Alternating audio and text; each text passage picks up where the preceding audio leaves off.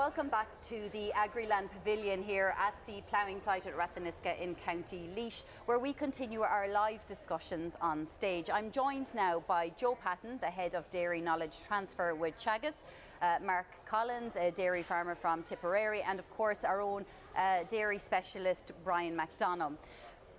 We're going around the theme, I suppose, Joe, today on our live stream of environment sustainability, something that's very important in agriculture and particularly in dairy at the moment and going forward for the next 7 years and so on, up until 2050, where we have the latest guidelines too.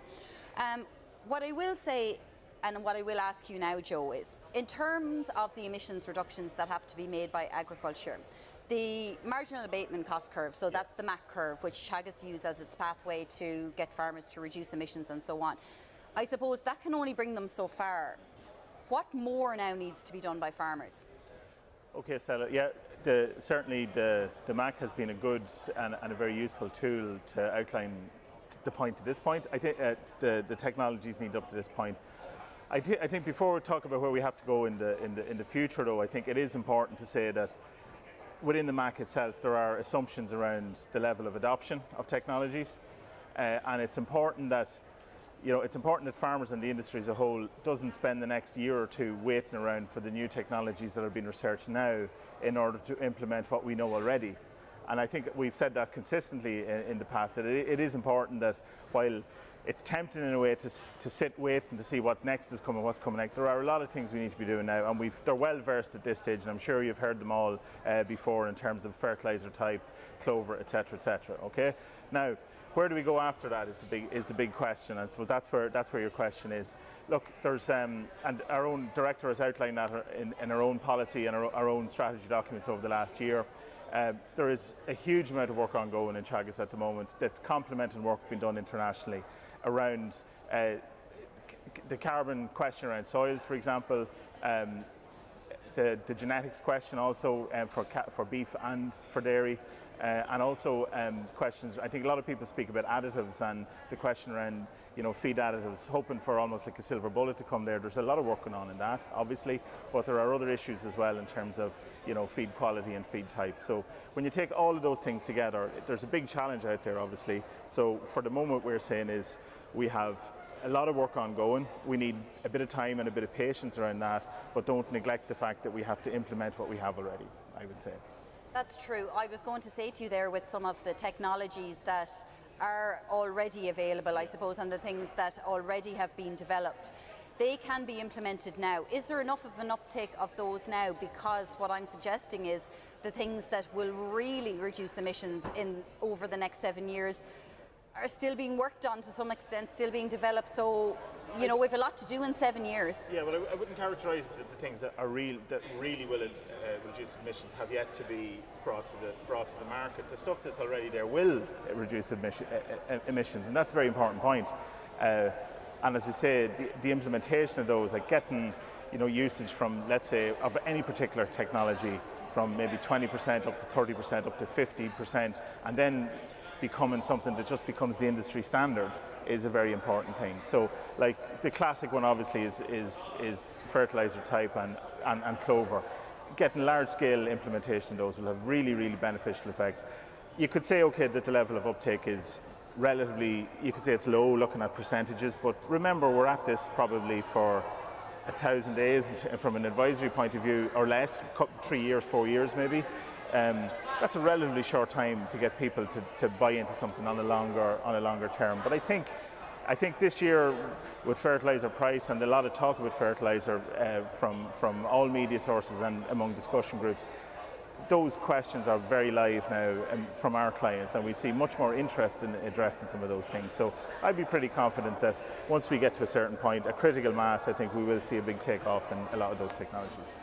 Well, let's go to an actual dairy farmer who is implementing some of these technologies. Mark Collins, tell us about your own enterprise and what sort of things that you have adopted on your farm that are helping you reduce your emissions and contribute to a good environmental footprint. Yeah, sure. We have 400 cow spring calving dairy farming home, and we've been looking at kind of all the technologies that are coming along there. They're on the MAC curve and seeing what we can implement into our farm to help improve improve it. So over the last number of years, all of our slurry spread through low emission slurry spreading, which is also not only reducing our emissions, but also decreasing our reliance on chemical fertilizers as well. And as Joe was saying, with clover, we've become a lot more reliant on clover for our nitrogen rather than chemical fertilizers. And a lot of the research that's been done, particularly we were down in Solihull, it really gives you a lot of confidence to dive into that and to trust it, because when you're changing the system or the way you've been thinking for a while, that's nearly the biggest challenge when it comes to adopting new technologies. And I might say to you, I suppose it's evident you're a younger farmer. I don't know, did you take over the farm, or are you doing it in partnership at the moment, or how these changes are viewed from a point of view of maybe ways that they were done for the past number of years? Yeah, I'm in partnership with my parents at the moment, and I've been very fortunate. They've always been very progressive and looking at ways to improve the farm. And they've always had my opinion as part of it from a very young age. So it's, we're kind of working towards the same thing. We have a similar mindset. So when it comes to adopting new technologies that can improve the farm, whether it be from a workload point of view, or an economic point of view, or an environmental point of view, it's been we're all kind of moving towards the same goal. So it's easy to uptake those technologies that are there. You're fairly positive about the whole emissions target reduction and what dairy farmers must do, Mark, but surely, I suppose, on the ground too, there are some challenges. What challenges would you see that dairy farmers might experience? Yeah, I suppose I would be positive about it, because I think Ireland and the Irish dairy industry is in a very good position already, and there is still a huge room for improvement, which is always a good thing. If there's not, that's where the big challenge is. As I said, there's a lot of technologies there, and a lot of them, there's still the potential to take them up, and hopefully there's new technologies down the line that we can keep improving. I suppose a big challenge going forward with taking up these things is probably often, for a lot of farms, it's the economic side of it, is the payback of things, because it can be hard to invest in something that doesn't have an economic return on it. If you're going to make your money back, it's easy to do it, but when it's purely from an environmental point of view, that can often be hard to do, particularly if the cash flow isn't there to do it. So the whole farm has to work together, and there seems to the more profitable the farm is, the more it's able to work on its sustainability and its environmental footprint too. Absolutely. Brian McDonnell, I might bring you in here. Brian, you go around the country and you do plenty of interviews with farmers. You see dairy setups right across the country. What's your experience of the uptake of new technologies like Joe and Mark have mentioned there? Do you think it's growing? Do you think it's still at a small stage? I think clover's been very popular, particularly this year. I know Teagasc did a lot of work early in the year promoting clover and encouraging farmers to establish on the farm. And I think a lot of guys are quite happy what they're seeing now at this time of year. They're going out and they're seeing a lot of clover in paddocks that they were kind of concerned about. But there is still a bit of a percentage of farmers that maybe they'll wait and see. We'll wait and see. We'll see what the neighbour does. We'll see how he gets on with it. And it's probably those lads we need to really get on board and say, look, no, you need to try this yourself. Stop worrying about the neighbour. Stop worrying about the fella down the road who told you it was a disaster. Do it yourself, try it, then have an opinion on it, and then make your decision. I suppose the other stuff like less is becoming increasingly more popular. I think a lot of the machinery lads here will tell you that the dairy farmers are coming up interested in it. But again, it's the king of retrofitting it to tanks and getting the right tanks, or is it more sensible just to go with the contractor option?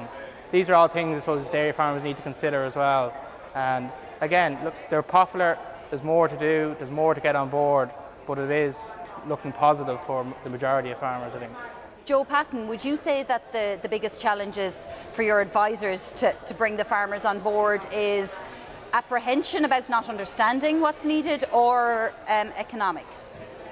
I'd say it's a mixture. I think it's the human condition though, Stella. I think, sometimes when we talk about all this stuff, we talk about farmers as if they're some sort of an exotic species. But they're people, and people are slow to change. Like there's a survey I heard this morning on the radio that almost 3/4 of people are now looking for for a delay on environmental at a full economy level, looking for delay based on the current economic situation and the fuel concerns. So that's the human condition, is to find a reason that maybe for concern for it. But so our job really as a science-based and an advisory organisation is to show people that there are economic benefits to the things that can have a beneficial effect for environment as well, and bring the two together. And you mentioned it, lads, that the clover thing is clearly one of those. You know, breeding is a big one as well. I mean, the people that have really embraced EBI is, for example, and have improved their efficiencies that way, it has transformed the profitability of their farm, and it does set them up to be more environmentally sustainable as well as economic. So I think there is that reluctance there among some people, but I don't think we should overstate that either. I think maybe once people get on board with some ideas, it can take off quite well. I think, you know, we have to remember things like the EBI is a classic example. That's a real success story. That's about 20 years old, and now it's accepted as the industry standard. So, you know, we are short in time. I would say that there's an urgency to get technologies adopted, and the clock is ticking. But I think we should be relatively confident, and we should be relatively positive about what can be done, rather than worrying too much about somewhat the perceptions of the negativity, I would say. You mentioned the EBI there, and I might just bring up, I suppose, genetics with you. And we spoke to Dr. Frank O'Mara yesterday about it in terms of male bull calves. And obviously, a lot of farmers, in fairness to them, went to the trouble of trying to, you know, improve their milk productivity and milk solids. And they went down, I suppose, the Jersey Cross route and tried to get the genetics to work for them. But we are ending up now with male bull calves which are a cost to a farmer, and they may not have anywhere to go. A letter from the department came out recently saying, you know, we do have, I suppose, as well as an environmental responsibility, we have social responsibility also. Yeah. So, and to be honest, it's only some farmers as well. And also, I'm sure, you know, they want the best for their farm, they want the best for their animals as well. But what alternatives have they now? They might have gone down the Jersey route in genetics, but they are left obviously with the male bull calves. So what alternatives could they now look at? Yeah, well, I think we have to be careful and put that into some degree of context. Yep. There's about slightly over 1.5 million dairy cows in the country. You know, are we saying that they're all Jersey crossbred? They're clearly not. Are there beef traits and are there maintenance traits and beef traits built into our selection index for dairy? Yes, there are, and they've been there. There's tools available for farmers to look at the lists and see what cow genetics and bull genetics they want to use. The dairy beef index is coming through now, which is a big advantage. I think it's going to be a big thing over the next few years on crossbred animals, crossbred dairy cows, as well as black and whites. I think we have to separate the cow type from the scale, the differences in scale in the industry as well. You know, we need to deal with both of those two things together. But like, as the dairy beef index improves and the accuracy of the results increase, you will be able to go in, and we're very confident about this, that in a year's time, or in the next breeding season and the breeding season after, you will be able to have a list of beef genetics that you can say, yes, that's a bull that will produce an acceptable calf off a dam with Jersey genetics in it, which is a very positive thing. But that's going to require more use of AI. I do think that there are barriers to the use of AI on farms, particularly possibly around heat detection. We can debate how is that a cost or is it a benefit from farmers, but maybe Mark has a comment around that, around the labour issues around that. But I think when people get a system in place, use more sex semen and realise that there are beef AI bulls there available that can produce an acceptable carcass on the other side. Look, we do have our Dairy Beef 500 programme showing that. So I think there's a lot going on there, Stella, and I think we need to be careful that as a percentage of the total number of calves, you know, I think that the issue is that it's a relatively small percentage overall, but they are still a percentage that need to be dealt with. And I would say from a dairy farmer's perspective too, and one final point on it maybe is that, you know, the issue that was spoken about yesterday around the slaughter of calves is one thing, but the welfare of calves on the farm while they're still there is a real issue as well.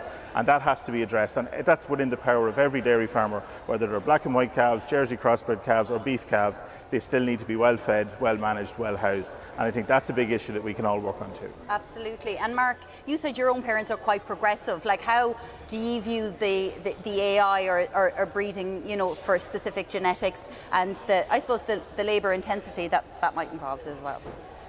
Yeah, we've over the last number of years we've switched to all AI, so we're doing 100% AI for the entire season, which has allowed us to be able to use more of those beef bulls through and get high, beef calves coming off the herd. We've also this year went for all our dairy AI has been sex semen, to again just using the technologies there to cut down on it, because we know it's an issue there. The technology is there to help deal with it.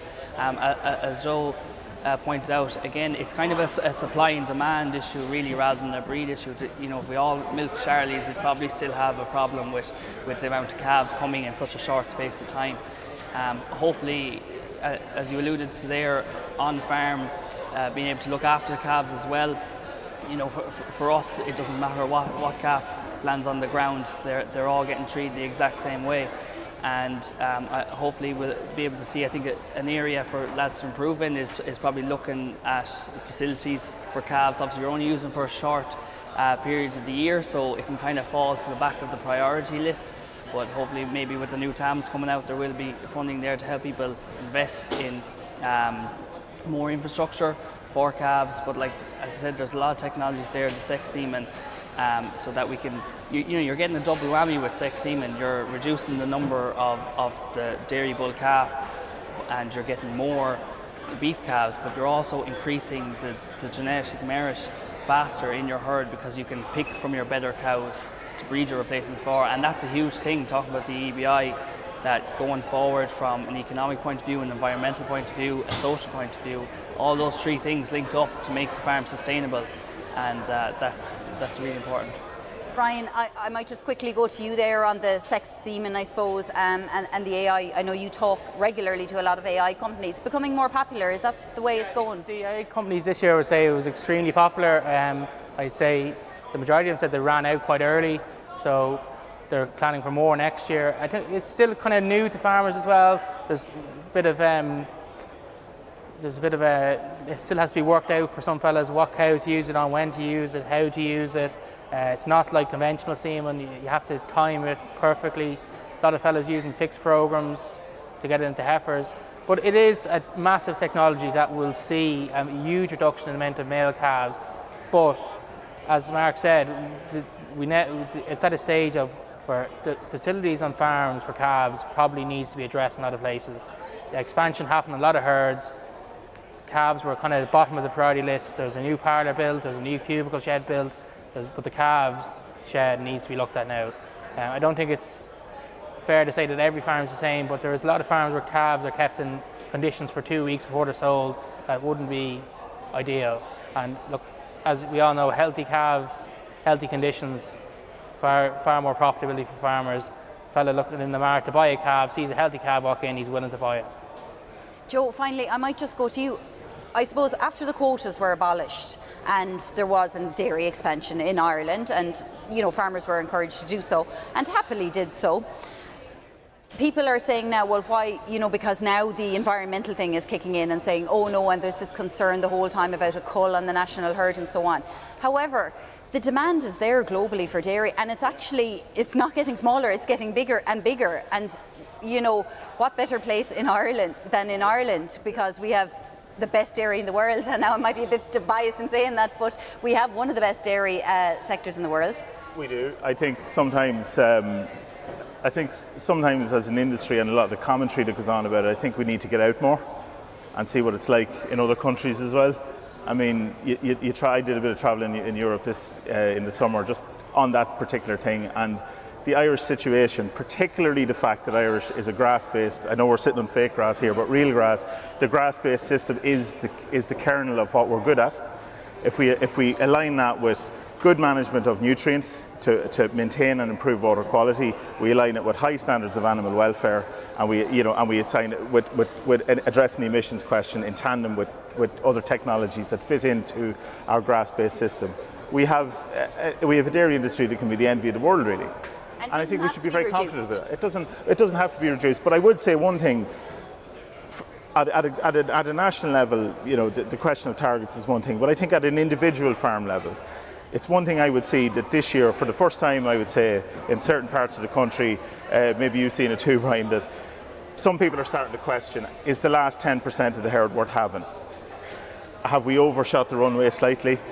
Do we need to look again at what grass we're growing on the farm, what facilities we have, what labour is available to us, and say, you know what, maybe that last row of cows that we have mightn't be the thing that's actually making us money, it might be something that's costing us money. That's an individual farm decision. I do encourage every farmer to sit down, this year of all years, even though milk price is high, make that analysis and make that decision. It's very, very important at the individual level, but I think at a national level, if we do it right and we implement the technologies there, we have literally a world-class dairy industry. Fantastic. Well, unfortunately, we're running out of time, so we'll have to leave it there for our live discussion on dairy sustainability. Thank you, Joe Patton, Head of Knowledge Transfer for Dairy with Teagasc, Mark Collins, dairy farmer from Tipperary, and Agriland's Brian MacDonald. Thanks for joining us. We'll be back shortly with another live discussion here at the Agriland Pavilion. But now it's back out to the ploughing site again for more from the Agriland team.